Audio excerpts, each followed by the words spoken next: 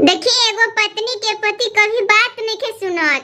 कुछ कहत तनी तो कान से निकाल देता और पत्नी के कहल तनको नहीं मानत। तो देखिए पत्नी खीसे में का कहत तारी पति से,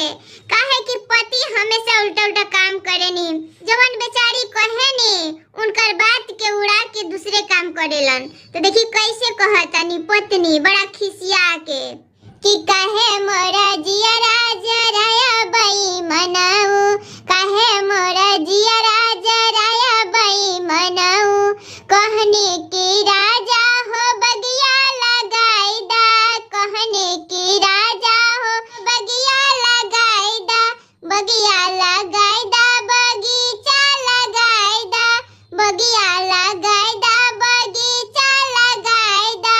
काहे के बबरी लगाया बाई मनाऊ, काहे के बबरी लगाया बाई मनाऊ, काहे मोरे जिया राजा राया बाई मनाऊ, काहे मोरे जिया रा दुखाया बाई मनाऊ, कहने की राजा हो सारी ले आई दा,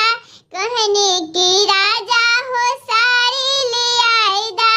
साड़ी ले आई दा, ओठा लाली ले आई दा, सूती के साड़ी ले आया बाई मनाऊ, सूती के साड़ी ले आया बाई मनाऊ, काहे मोरे जिया राजा राया बाई मनाऊ, काहे मोरे जिया राजा राया बाई मनाऊ, कहने की राजा हो बहिन ले आई दा, कहने की राजा हो बहिन ले आई दा, बहिन ले आई दा हो भाभी ले आई दा, बहिन ले आई दा हो भाभी ले आई दा, काहे के ननद ले आया बाई मनाऊ, काहे के ननद ले आया बाई मनाऊ, काहे मोरे जिया राजा राया बाई मनाऊ, काहे मोरे जिया राजा राया बाई मनाऊ, कहने की राजा हो मार्केट घुराई दा, कहने की राजा हो मार्केट घुराई दा, मार्केट घुराई दा हो अंडा खिलाई दा,